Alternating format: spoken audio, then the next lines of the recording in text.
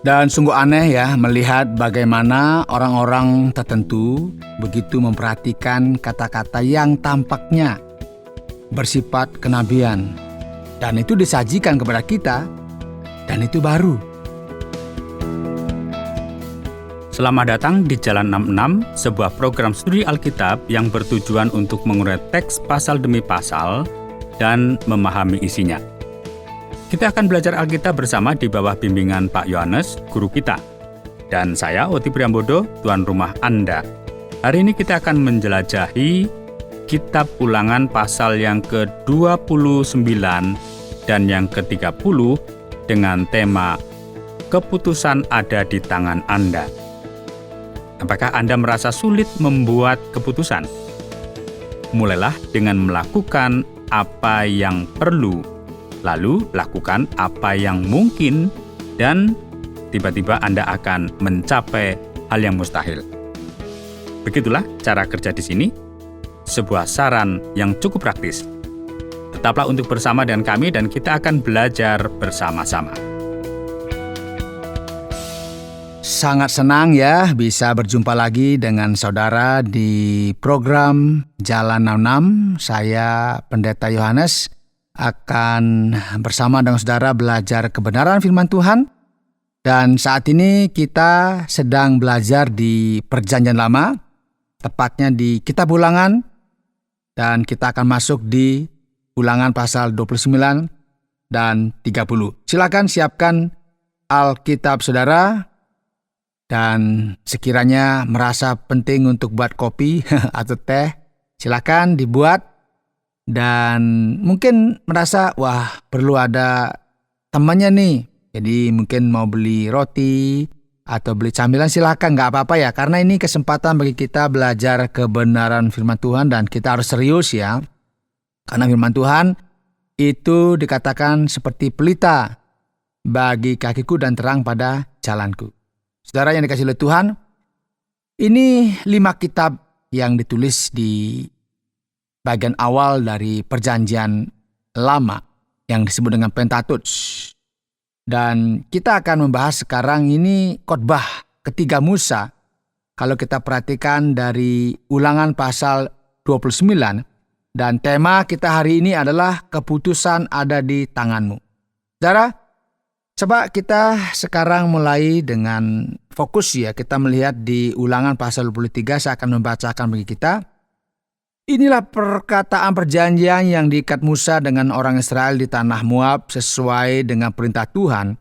Selain perjanjian yang telah diikatnya dengan mereka di Gunung Horeb, Musa memanggil seluruh orang Israel berkumpul, lalu berkata kepada mereka, "Sudah kamu lihat segala yang dilakukan Tuhan di tanah Mesir di depan matamu terhadap Firaun dan terhadap semua pegawainya dan terhadap seluruh negerinya?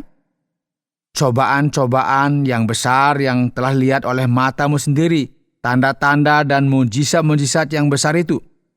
Tetapi sampai sekarang ini Tuhan tidak memberi kamu akal budi untuk mengerti, atau mata untuk melihat, atau telinga untuk mendengar. 40 tahun lamanya aku memimpin kamu berjalan melalui padang gurun. Pakaianmu tidak menjadi rusak di tubuhmu, dan kasutmu tidak menjadi rusak di kakimu. Roti tidak kamu makan, anggur atau minuman yang memabukkan tidak kamu minum, supaya kamu tahu bahwa akulah Tuhan Allahmu." Saudara, kita lihat di sini ini bicara mengenai pembaharuan perjanjian ya antara Allah dan Israel. Kita ingat bahwa ketika bicara mengenai perjanjian itu dimulai dari pasal 4 dari Kitab Ulangan. Kemudian berlanjut sampai pasal 28.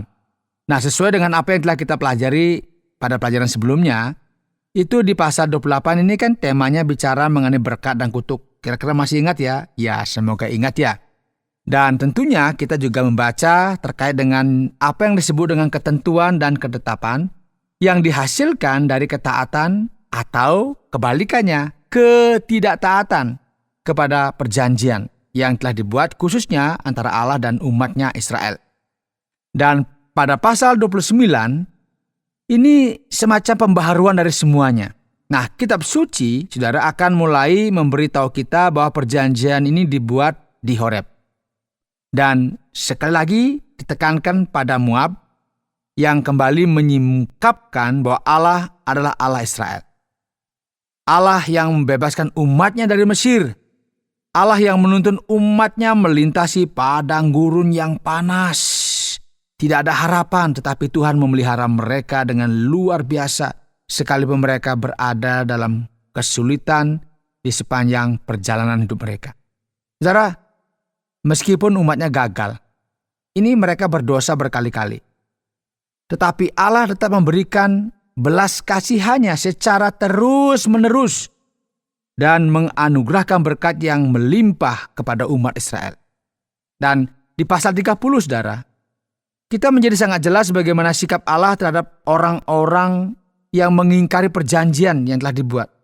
Oleh sebab itu, mari kita perhatikan baik-baik di pasal 30. Sudah dibuka Alkitabnya? Sudah, bagus ya. Saya akan bacakan ya. Maka apabila segala hal ini berlaku atasmu, yakni berkat dan kutuk yang telah kuperhadapkan kepadamu itu, dan engkau menjadi sadar dalam hatimu di tengah-tengah segala bangsa, kemana Tuhan Allahmu menghalau engkau, dan apabila engkau berbalik kepada Tuhan Allahmu dan mendengarkan suaranya sesuai dengan segala yang kuperintahkan kepadamu pada hari ini, baik engkau maupun anak-anakmu, dengan segenap hatimu dan dengan segenap jiwamu, maka Tuhan Allahmu akan, perhatian saudara, memulihkan keadaanmu dan akan menyayangi engkau.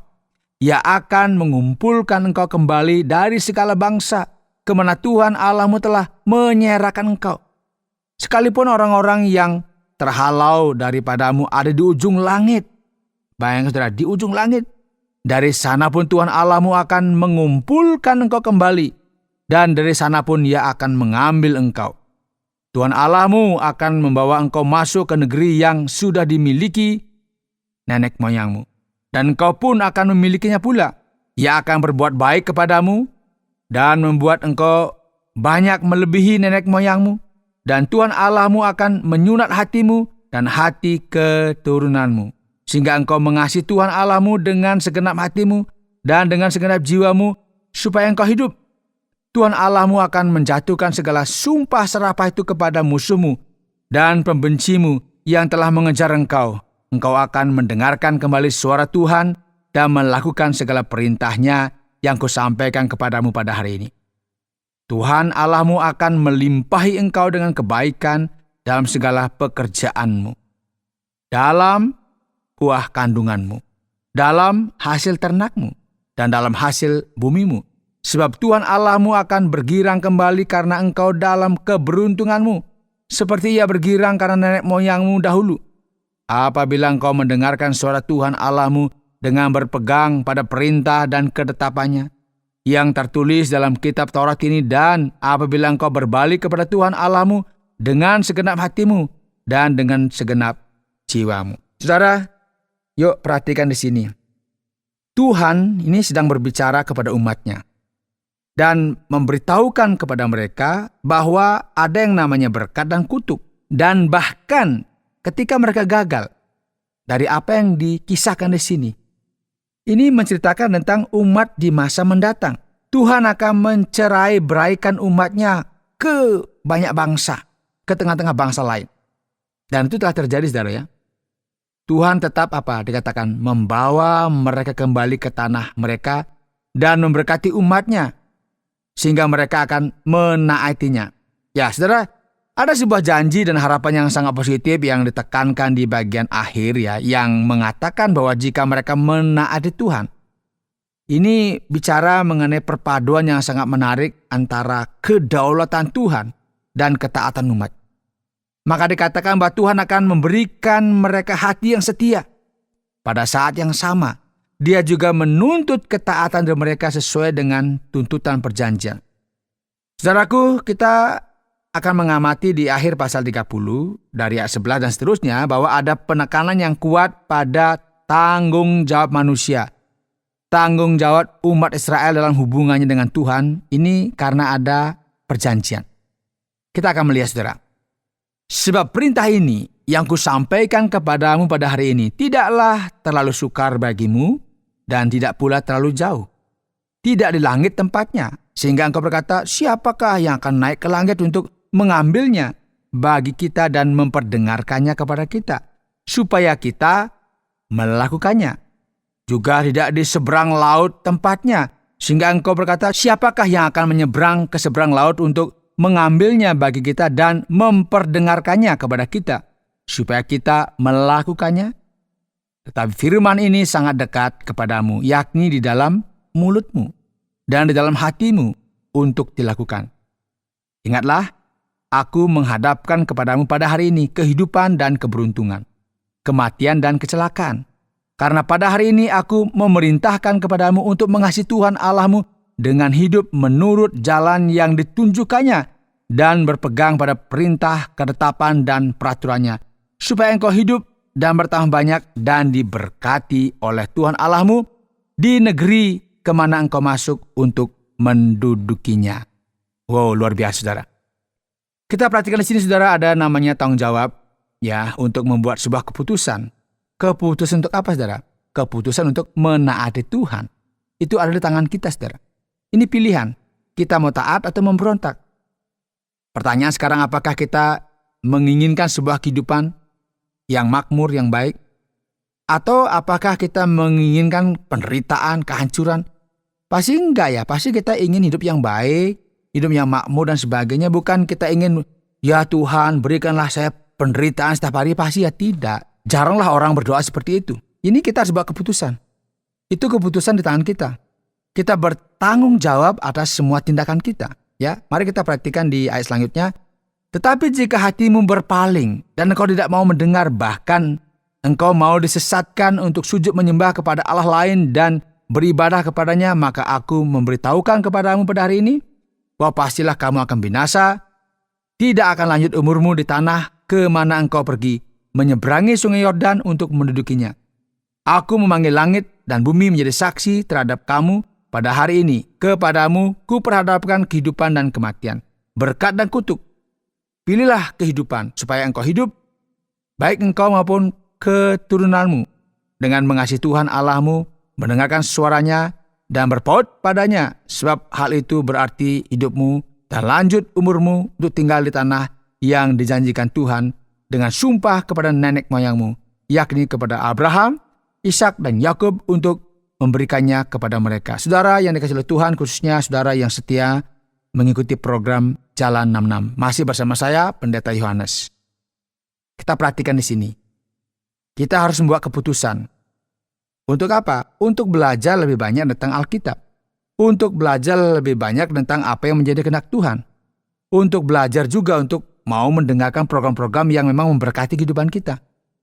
Ini kenyataan di tengah-tengah masyarakat, ini terlalu banyak pilihan, tetapi kita harus memilih apa yang baik, apa yang benar, yang akan membuat kita diberkati oleh Tuhan. Ini sesuatu yang tidak mudah.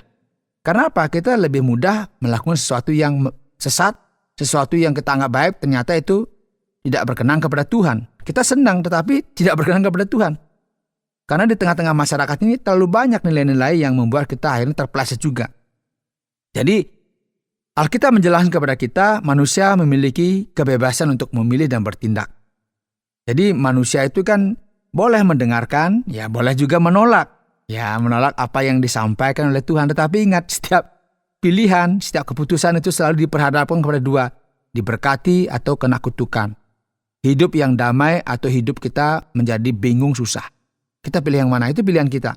Dan sudah diberikan contoh di sini bagaimana umat Tuhan itu dia diberikan pilihan. Bahkan sangat keras. Dan kita lihat juga ketika mereka menolak Tuhan. Mereka menolak firman-Nya dan mereka dicerai-beraikan oleh Tuhan ke berbagai negara. Dan tentunya ini bukan sesuatu yang mudah. Dan puji Tuhan, Tuhan itu berdaulat. Tuhan juga menerangi hati kita. Dengan keinginan untuk apa? Melakukan apa yang benar. Menuntun kita di jalan yang benar. Meskipun ya kita juga memiliki kesempatan untuk apa? Membuat keputusan. Sekarang pertanyaan bagaimana dengan kita semua? Sudahkah kita memutuskan untuk memilih kehidupan dan berkat? Renungkanlah dan jangan terlalu lama memutuskan ya. Itu ingat ya, keputusan ada tangan kita. Pilihlah apa yang benar, pilihlah apa yang baik, pilihlah apa yang berkenan kepada Tuhan. Karena di dalamnya ada kehidupan dan berkat yang Tuhan siapkan. Baiklah Pak Yohanes, kita telah sampai pada bagian kedua dari program kita, yaitu sesi pertanyaan dan jawaban. Pertanyaan pertama adalah tentang pasal yang ke-29 ayat yang ke-19 di sini. Bagaimana kita bisa memahami bagian ini, Pak Yohanes? Terjemahan lain mengatakan, tambahkan kemabukan kepada kehausan. Apa sebenarnya arti semuanya ini? Bagaimana seharusnya hal ini diterjemahkan bagi kita pada saat ini agar masuk akal, Pak Yohanes? Baik Pak Oti ya, ayat 19 itu mengatakan seperti ini ya. Tetapi apabila seseorang pada waktu mendengar perkataan sumpah serapah ini menyangka dirinya tetap diberkati dengan berkata, aku akan selamat walaupun aku berlaku degil. Dengan demikian dilenyapkannya baik tanah dan kegenangan maupun kekeringan. Ini terjemahan yang ditemukan di dalam bagian Alkitab ya. Jadi intinya adalah jika seseorang memutuskan untuk menyimpang dari Tuhan, apa yang akan terjadi? Ada ungkapan sastra dan kiasan yang dituliskan di dalam bahasa Ibrani. Ini sesuatu yang betul-betul memalukan begitu ya. Kitab suci aslinya mengatakan seperti ini, aku akan merasa damai meskipun aku berjalan menurut hayalan hatiku untuk menambah kemabukan pada kehausan. Ya, ungkapan ini ingin berpindah dari satu ekstrem ke ekstrem lainnya. Ini menyiratkan yang kita sebut sebagai ada satu aib, ada satu bencana yang menimpa kehidupan kita. Ini satu masalah yang terjadi di seluruh negeri pada saat itu. Jadi, tambahkan kemabukan kepada kehausan. Jadi tidak sepenuhnya tepat ya dalam konteks ini. Ini adalah mengapa penting untuk mempelajari Alkitab agar dapat memahami makna yang tepat dari setiap bagian yang dituliskan di dalamnya. Baiklah, terima kasih banyak untuk penjelasannya, Pak Yohanes. Pada saat saya membaca bagian ini, tidak mengerti ketika sampai dalam bagian ini. Sehingga mengajukan sebuah pertanyaan kepada Pak Yohanes. Dan berikut sampai di pasal yang ke-30, kita melihat Tuhan berkata, sunatlah hatimu. Sama sekali tidak masuk akal dalam bagian ini. Bagaimana Pak Yohanes kita bisa memahami akan hal ini? Penting untuk memperhatikan ya, apa itu sunat? Sunat sudah ada sejak lama dan kita melihatnya dalam perjanjian yang Allah tetapkan dengan Musa, masih ingat ya? Ini sebagai simbol antara Allah dan umatnya. Sunat sendiri dilakukan itu pada tubuh itu secara fisik. Tetapi tidak serta-merta menempatkan seseorang sepenuhnya dalam perjanjian ini dengan Allah dari sudut pandang itu yang disengaja. Mengapa demikian? Karena seseorang kemungkinan besar telah melakukan sunat jasmani, namun tetap memiliki hati yang tidak taat. Jadi ini berbeda ya. Jadi makna sunat hati di sini jelas bersifat kiasan. Dan inilah mengapa cara yang tepat untuk menerjemahkan dan memahami hal ini sesuai dengan frase dalam bahasa Ibrani adalah Tuhan akan memberikan hati yang setia. Jadi ketika bicara sunat hati itu bicara mengenai hati yang setia. Hati yang bersedia menepati, mentaati perjanjian yang telah dibuat oleh Allah. Kepada Allah yang memulihkan umatnya. Ini makna yang tepat. Jadi secara harfiah ini mungkin bisa membingungkan kita. Tidak mengungkapkan makna teologis dari bagian tersebut. Dan di sini kita melihat teologi yang lebih rinci dalam kitab Ulangan yang menyatakan bahwa Allah berada di balik keaslian. Dan tak lama lagi ya, kita akan melihat lebih banyak lagi tentang hal ini nanti ya. Tentunya di program Jalan 66, kita nanti akan mempelajari yang namanya para nabi. Jadi tetap bersabar ya. Tenang saja, santai-santai. Kita akan sampai nanti dan kita akan semakin menarik dan membuat kita semakin bergairah untuk menjadi pengikut Kristus. Baiklah, kita bisa menunggu sampai kita mulai mempelajari kitab para nabi. Kita kembali kepada pasal yang ke-29, ayat yang ke-29. Sebuah ayat yang bahkan sering kita hafalkan untuk digunakan ketika kita berbicara tentang Tuhan kepada orang-orang yang belum mengenalnya.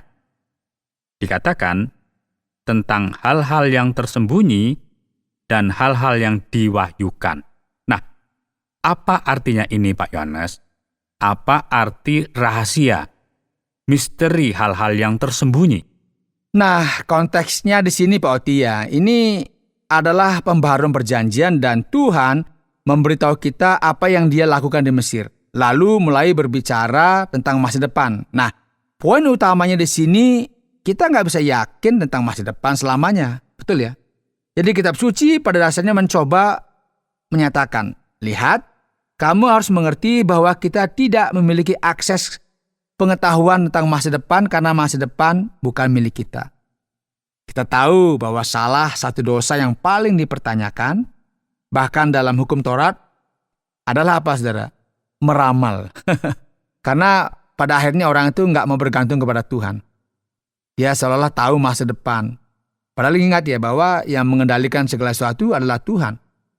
Jadi ketika saya memiliki akses ke masa depan, maka itu sama dengan saya memiliki kendali penuh. Dan kita harus ingat, ternyata kita sedang menolak Tuhan yang mengendalikan hidup kita. Jadi ada sesuatu yang memang tersembunyi itu adalah milik Tuhan. Jadi jangan coba-coba meramal masa depan nanti kan begini. Tidak bisa, saudara. Jadi penting sekali kita membaca Alkitab. Penting sekali kita memperhatikan apa yang diwahyukan. Jadi umat Israel itu dipilih oleh Tuhan, dipanggil oleh Tuhan, itu diberikan firman yang ilahi yang akan mengatur kehidupan mereka. Jadi kita harus menyerahkan diri kita kepada Tuhan. Itu bukan urusan kita. Jadi masa depan itu urusan Tuhan. Yang penting kita taat, setia kepada Tuhan. Itu sebenarnya tugas kita ya. Memang di bagian-bagian tertentu disebutkan hal-hal yang tersembunyi ialah bagi Tuhan Allah kita. Tetapi hal-hal yang dinyatakan ialah bagi kita dan bagi anak-anak kita sampai selama-lamanya. Supaya kita melakukan segala perkataan hukum Taurat itu. Jadi kita setia aja, lakukan saja firman-Nya. Bukan kita berpikir nanti gimana ya. Itu bukan urusan kita. Sehingga dari sini sebenarnya kita belajar bahwa kita harus berpasrah kepada Tuhan. Karena bicara masa depan, itu adalah bicara mengenai Tuhan yang memelihara kehidupan kita. Jadi kita berserah kepada Tuhan dan tentunya kita juga harus senang membaca Alkitab, senang belajar kitab suci dan kita akan semakin paham apa yang menjadi kehendak Tuhan dalam hidup kita. Membaca dan membaca ulang kitab suci. Ya benar Pak Oti, jadi membaca berulang-ulang, orang bilang itu dari Kejadian sampai Wahyu. Nah ini kan kalau kita belajar Jalan 66, kita kan belajar dari Kejadian sampai Wahyu sehingga kita paham apa yang menjadi maksud Tuhan di tengah-tengah kehidupan kita. Seperti yang saya katakan kepada anak saya. Apakah kamu sudah mempelajari buku itu? Ya sudah. Dan apakah kamu memahaminya? Oke, sekarang kamu terlalu banyak bertanya. Iya. Biasanya seperti itu yang terjadi, banyak pertanyaan sebenarnya. Dan untuk mengakhiri sesi tanya-jawab, Pak Yohanes, apakah keputusan ini benar-benar milik kita atau milik Tuhan? Ayat yang ke-6 dan yang ke-8 dalam pasal yang ke-30, Pak Yohanes. Ini terasa agak membingungkan begitu. Nah, Pak Oti, ini pertanyaan menarik ya. Nah, ketika kita membaca pasal 30 di sini ya, sepertinya isinya justru sebaliknya. Nah, dikatakan bahwa Tuhan Allah akan menyunat hatimu. Yang berarti memberikan kepadamu hati yang apa tadi saya katakan, yang setia. Seperti yang telah terpahami bersama.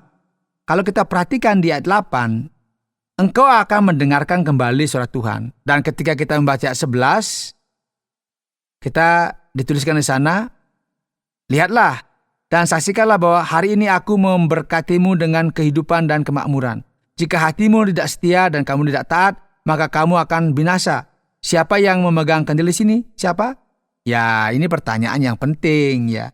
Ini pertanyaan yang harus kita betul-betul urai dengan baik. Nah, kita terbiasa memahami bahwa jika sesuatu berjalan dengan satu cara, maka mustahil ada cara lain yang berbeda. Dan Alkitab akan menunjukkan kepada kita bahwa ada misteri di sini.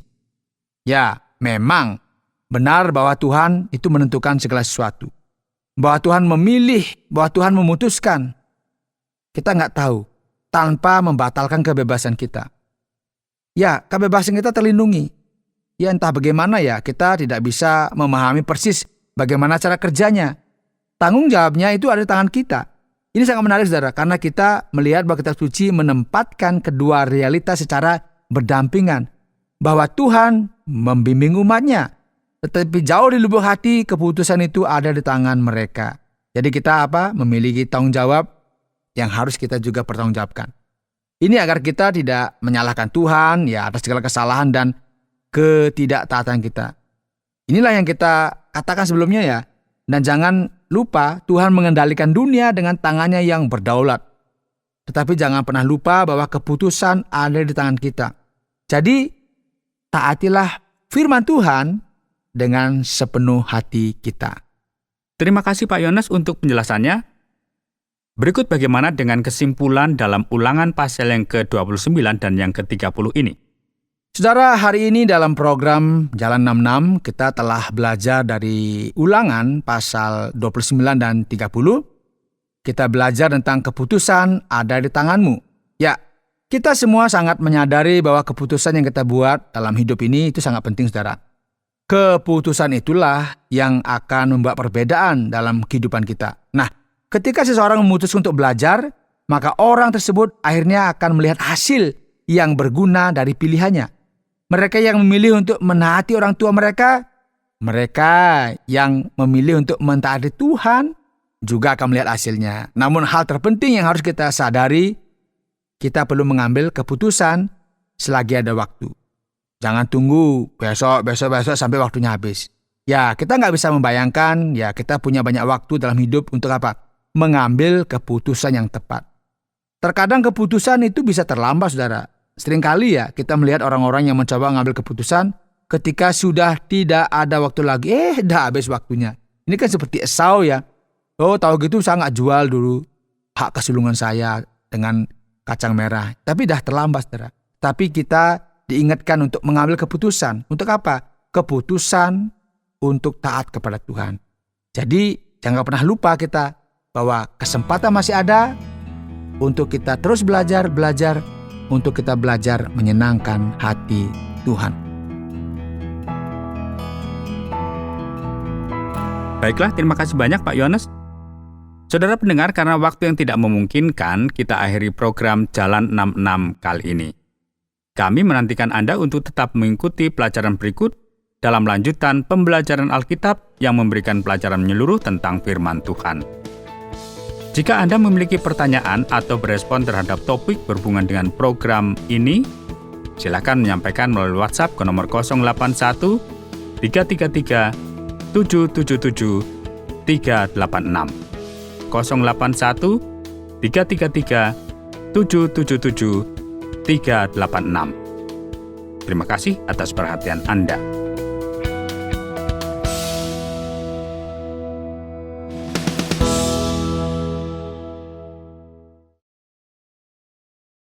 Terima kasih Anda sudah mengikuti program kami. Jika Anda diberkati, jangan lupa like, komen, dan share supaya Anda tidak ketinggalan setiap program terbaru kami. Jangan lupa juga untuk subscribe channelnya dan nyalakan loncengnya. Jika Anda ingin mendukung pelayanan kami, bisa melalui rekening kami berikut ini atau menghubungi kami di sini.